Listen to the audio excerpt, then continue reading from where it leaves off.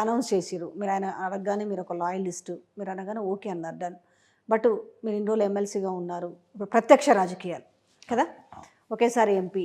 రెండోది ఇప్పుడంటే సరే కాంగ్రెస్ మొన్నటిదాకా ఏదో అన్నారు గానీ ఇప్పుడేదో లైమ్ లైట్‌లో కనబడతలేదు ఆడ నీలం మధురాజు. పక్కన పెడదాం. సో, బీజేపీ నుంచి రఘునందన్ రావు. రఘునందన్ రావు అనేది కొంచెం సోషల్ మీడియా కింగ్ ఆయన. ఒక విధంగా చెప్పాలంటే ఆయన హైప్‌ని క్రియేట్ చేసుకోవడం చాలామంది తెలిసిన విషయమే. ఈ నేపథ్యంలో మొన్న అంటే మీ మీద ఏ రకంగా కాచుకొని కూర్చున్నారనే విషయం మీద చూసుకుంటే మీరు మొన్న అసలు మీరు ఎలక్షన్ కోడ్ ఉండగా దాన్ని వయలేట్ చేసి మీరు ఒక 106 మంది గవర్నమెంట్ ఉద్యోగులని రహస్య సమావేశం పెట్టుకోవాల్సినంత అవసరం ఏంది? దానిలో భాగంగా పాపం మరి వాళ్ళు చిరుద్యోగులు అయ్యి ఉంటారు. ఈరోజు వాళ్ళకి వేటు పడింది.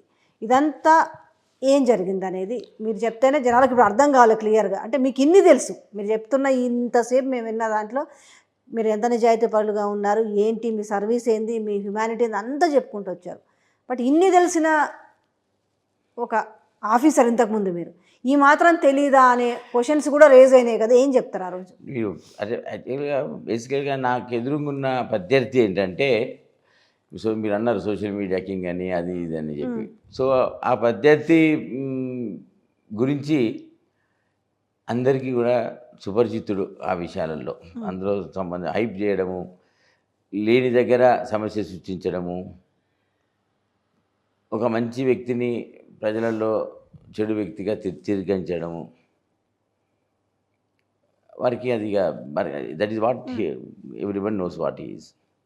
సో ఆ క్రమంలో నేను డిస్ట్రిక్ట్ ఎలక్షన్ ఆఫీసర్గా కూడా ఎలక్షన్స్ చేశాను, రిటర్నింగ్ ఆఫీసర్గా చేశా. 25 సంవత్సరాలు ఫ్రంట్ లైన్ అడ్మినిస్ట్రేషన్లో సీనియర్ స్థాయిలో ఎన్నో ఎలక్షన్లు నేను కండక్ట్ చేశాను, ఎలక్షన్ అధికారిగా ఉన్నా. సో నేను తప్పు చేయను, I just can't make any mistake at all.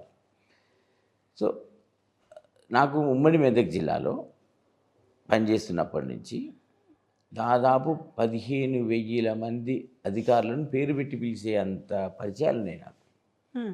నేను అధికారుల సమావేశం పెట్టి మాట్లాడాల్సినంత అవసరం అసలు వెంకటరామరెడ్డికి ఉందా అనేది ఫస్ట్ ప్రశ్న, ఫస్ట్ అండ్ ఫార్మోస్ట్ ప్రశ్న అది. వై? నాకు అసలు నేను వాళ్ళ గుండెల్లో ఉన్నా.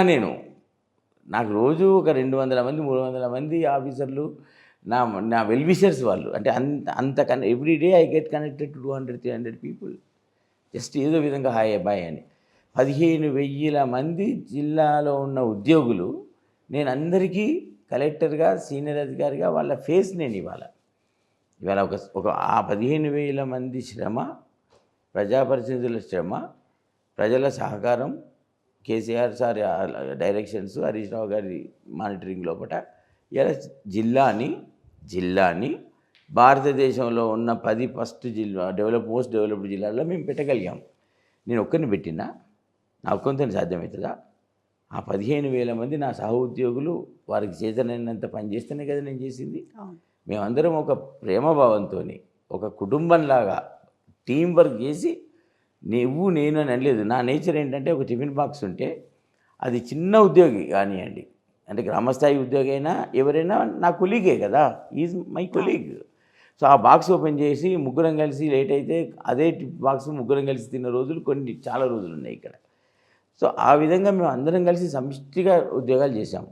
సో నాకు నా సహ ఉద్యోగులకు ఉన్నంత కనెక్ట్ బహుశా ఏ ఐఏఎస్ ఆఫీసర్కి ఉండదు. We are emotionally bonded. ఏం జరిగింది మరి? సో అక్కడ బేసికల్గా ఏంటంటే, నేను నా ఎలక్షన్ ఆఫీస్ పెట్టడానికి, నా మీటింగ్స్ పెట్టుకోవడానికి ప్రతి నియోజకవర్గం లోపల నేను ఒక మెస్ ఏర్పాటు చేసుకోవాలి ఎలక్షన్ రూల్స్ ప్రకారంగా నా కార్యకర్తల కొరకు. ప్లస్ నేను అక్కడ నా ఎలక్షన్ ఆఫీస్ సెటప్ చేసుకోవాలి పర్మిషన్లకు దాన్ని తీసుకోవడానికి. అదేవిధంగా నేను ఒక కార్యకర్తలు ఉండడానికి, నేను స్పీచ్లు ఇవ్వడానికి కానివ్వండి ఒక హాల్ సెలెక్ట్ చేసుకోవాలి. సో క్యాంపెయిన్ అంతా అయిపోయింది. నేను హాల్కి వెళ్ళి హాల్లో మాట్లాడదాము, హాల్లో అసలు అరేంజ్మెంట్స్ ఏంటి చూసుకుందాము, ఒకసారి 20 days 25 days వరకు బుక్ చేసుకోవాలి కదా, రేట్స్ ఏంటి ఇవన్నీ డిస్కస్ చేద్దామని పోతూ పోయాం. అక్కడ ఆల్రెడీ కొంతమంది 30 మంది 40 మంది ఉద్యోగులు సమావేశమయ్యారు. వాళ్ళు ఎవ్రీ ఇయర్ అంటే they meet regularly, some get together, I don't know what it is.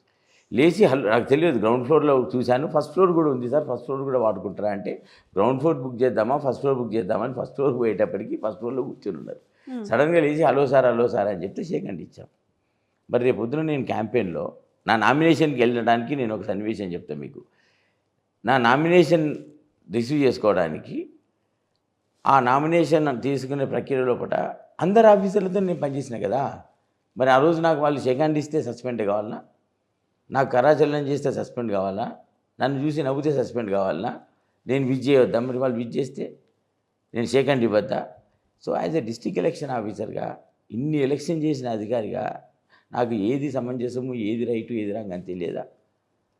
ఇవాళ రాజకీయ లబ్ధి కొరకు సో అల్టిమేట్లీ ఏం చేయి, ఫస్ట్ ఎలక్షన్ ఏమైంది, అసెంబ్లీ ఎలక్షన్ 2018లో స్వర్గీయులు రామలింగారెడ్డి గారు చనిపోయినాక ఉప ఎన్నికలలో ఏమైంది, పాపం పనికి అప్పుడు నేను కలెక్టర్ గారిని అప్పుడు లేకుంటే 15 డేస్ వరకు నేను ట్రాన్స్ఫర్ అయ్యి మళ్ళీ వచ్చాను.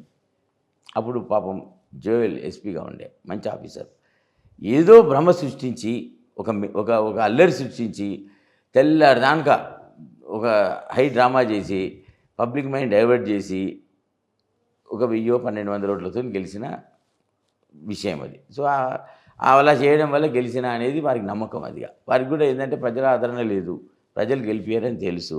ఈ జిమ్మికులు చేస్తే గెలుస్తా, సోషల్ మీడియాలో పబ్లిసిటీ చేస్తే గెలుస్తా అని తెలుసు, అది చేసిండ్రు. మొన్నటి అసెంబ్లీ ఎలక్షన్ అయితే ఇప్పుడు మీరు మొన్న జరిగింది అయితే రహస్య సమావేశం కాదు. అబ్సల్యూట్. నాకు ఎందుకంటే రహస్య, నేను 10,000 మందితో రహస్య సమావేశాలు పెట్టుకోవాలన్నా? అసలు నేను ఉద్యోగులకు ఒక ప్రభుత్వ ఉద్యోగులను క్యాండిడేట్గా, అంటే నేను ఇంకా అభ్యర్థించింది అఫీషియల్గా డిక్లేర్ కాలేదు, నాకు బీఫామ్ ఇవ్వలేదు, ఇంకా నేను కాలేదు. వాట్ ఎవర్ నేను ఎట్లా ఇన్ఫ్లుయెన్స్ చేయగలుగుతా? నేను ఎలక్షన్ ఆఫీసర్గా ఉండి మీటింగ్ పెడతానా? నాకు ఆ మాత్రం తెలియదా? First point. రెండవది, 15,000 మంది ఉద్యోగులు డెఫినెట్గా నాకే ఓటేస్తారు, నేను అడగకుండా ఓటేస్తారు వాళ్ళు, నా కొలీగ్స్ 11 సంవత్సరాలు. సో దాన్ని నేను అనుకోటి ఒక ఆఫీసర్గా నేను ప్రభావితం can I influence my colleagues? నేను వాళ్ళ జీవితాలు నాశనం చేస్తానా? నాకు తెలియదా ఎలక్షన్ మోడల్ కోడ్ ఏ విధంగా ఉంటుందని? నేను మోడల్ కోడ్ ఇంప్లిమెంట్ చేసిన ఆఫీసర్. కానీ ఎలా 106 మంది సస్పెండ్ అయిన విధానం అదే కదా. ఇప్పుడు బేసికల్గా మీరు అన్నారే, మీరు ఇంతకుముందు నాకు ప్రశ్న చేసేటప్పుడు మీ ప్రత్యర్థి సెన్సేషనలైజ్ చేస్తాడు, గిమిక్స్ చేస్తాడు, సోషల్ మీడియాలో బాగా పబ్లిసిటీ చేసుకుంటాడని మీరు నాకు ఒక విషయం చెప్పారు. కానీ వాళ్ళు సఫర్ అవుతారు కదా పాపం. Basically that is what I'm coming to. My point is, ఇవాళ ఫస్ట్ ఎలక్షన్లో అప్పుడున్న సిపి మీద ఆరోపణలు చేసి, ఒక నిజాయితీపరుడైన సిపి మీద ఆరోపణలు చేసి అత్యల్పం ఓట్లతోని గెలిచి సీట్ ఆక్యుపై చేశారు. అసత్య ఇంప్లిమెంట్ చేయకుండా ఏదో వాగ్దానాలు ఇచ్చి, నా 100 కొద్ది వాగ్దానాలు ఇచ్చి ఆకాశాన్ని చూయించి ప్రజలను మభ్యపెట్టి ఎల్లమ్మ పోచమ్మ గుళ్ళో నెత్తి మీద దండాలు పెట్టి 6 లక్షల కంపెన్సేషను మల్లన్న సాగర్లో ఇచ్చిన వాళ్ళందరికీ 12 లక్షల కంపెన్సేషన్ చేయకుంటే నేను సీట్లోనే కూర్చోను అది ఇదని చెప్పి తలల మీద దండం పెట్టి ప్రమాణాలు చేసి గెలిచినాక 4 నెలలు ప్రజలు చూసిండ్రు. ఒక్కటంటే ఒక్క ప్రమాణం కాలేదు, ఒక్కటంటే ఒక హామీ ఫుల్ కాలేదు, అన్ని అబద్ధాలని తెలిసిపోయి ఓడిపోయిండ్రు. ఆ రోజు కూడా ఎలక్షన్లలో ఓడిపోతా అని తెలిసి, మొన్నటి అసెంబ్లీ ఎలక్షన్లో ఓడిపోతా అని తెలిసి, రాత్రి నుంచి తెల్లారదానక అక్కడ ఉన్న ఎలక్షన్లో ఉన్న సిబ్బంది ఇంకే పని చేయకుండా వాళ్ళందరినీ క్షోభ పెట్టి తెల్లారదానక పోలీస్ స్టేషన్ ముందట హంగామా చేసి స్టేట్ వైడ్ న్యూస్ తెచ్చి మళ్ళీ గిమ్మిక్ చేద్దామంటే ప్రజల నమ్మక నా 54,000 ఓట్లతో ఓడిపోయారు. మరి ఈ ఎలక్షన్లో ఇక కాసుకొని కూర్చున్నారు, ఎప్పుడు గిమ్మిక్ దొరుకుతుందా, ఎప్పుడు ఏం ఆరోపణలు చేయాలని. ఇది ఆ సీక్వెన్స్లో 3వ సీక్వెన్స్ ఇది నాకు తెలిసి అయితే ఎలక్షన్లో. సో ఇప్పుడు ఒక ట్రయాంగిల్ కంటే ద్విముఖ పోటీలాగా కనపడే సినారియో కనిపిస్తుంది. అంటే కొంత కాంగ్రెస్ పార్టీ జనరల్గా అధికారంలో ఉన్నప్పటికీ ఎలక్షన్లో అంటే ఒక్క సెకండ్ ఇక్కడ I wanted to communicate to the people also. నేను ఒకటే చెప్తా ఉన్నా, నా సిన్సియర్ రిక్వెస్ట్ ఈ ప్లాట్ఫామ్ మీద మీకు చెప్తా ఉన్నా, పెద్ద ఏదైనా ప్రజాశక్తులలో కొట్లాడదాం. Let us maintain dignity of politics. Ultimately వారు న్యాయవాది. నేను ఒక ఐఏఎస్ ఆఫీసర్గా, జిల్లా మెజిస్ట్రేట్గా నేను ఇక్కడ కంటెస్ట్ చేస్తాను. ఒక పరిధి దాటిపోతుంది కదా అటాకింగ్ అనేది కూడా. నేనేమంటున్నా అంటే, ఎన్ని ఆరోపణలు మనం చేసుకున్నా కూడా పాపం మన ఇద్దరం తప్పితే పరాయులను బలి చేయకండి.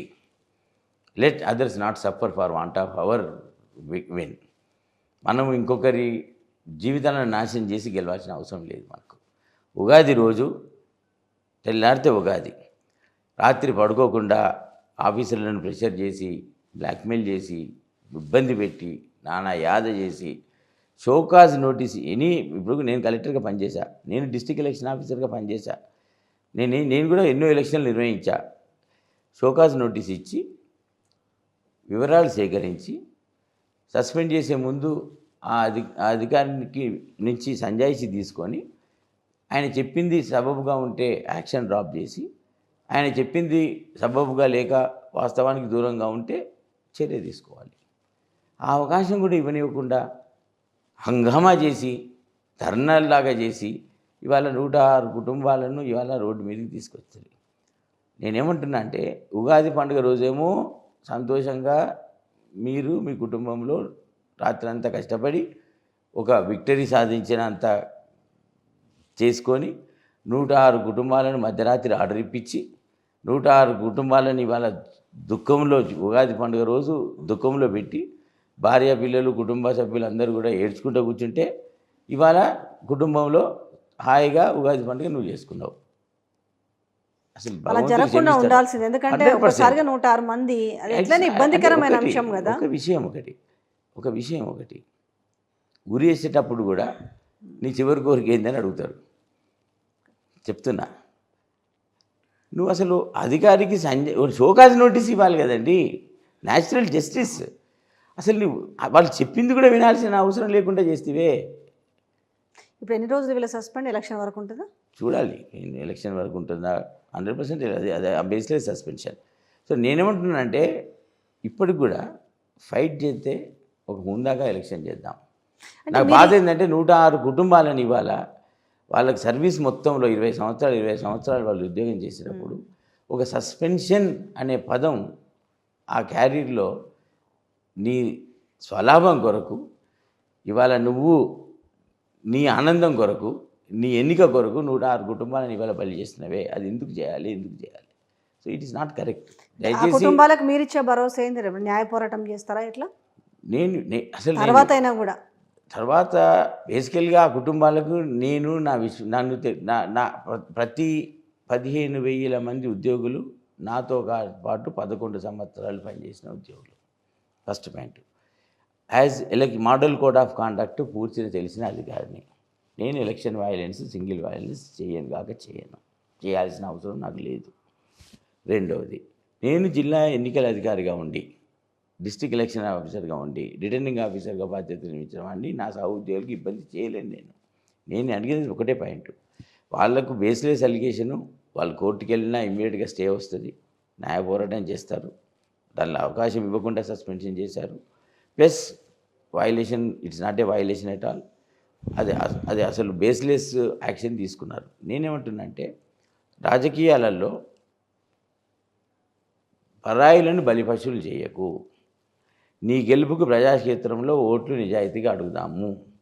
తప్పుడు వాగ్దానాలు ఇచ్చి మభ్యపెట్టి ప్రజలను ఓట్లు అడగకుండా ఒక రెస్పెక్టబుల్ ఫైట్ చేద్దాం. అక్కడ న్యాయవాది, నేను ఇక్కడ ఐఏఎస్ ఆఫీసర్ని, అక్కడ పనిచేసిన ఐఏఎస్ ఆఫీసర్ని. సో మనం కొంత రెస్పెక్టబుల్గా లెటెస్ట్ కండక్ట్ అవర్ సెల్ఫ్. కానీ ఇంకా అటాకింగ్ ఎక్కువగానే ఉంటుంది, అంటే ఇక దగ్గరకు వస్తున్న కొద్ది ఎలక్షన్స్ ఇంకా అటాకింగ్. అంటే ప్రజలు ఒక్కసారి అటాక్ చేస్తే క్రేజీ ఉంటుంది, రెండవసారి అటాక్ చేస్తే ఓటమి ఉంటుంది, మూడోసారి అటాక్ చేస్తే ప్రజలు దూషించుకుంటారు.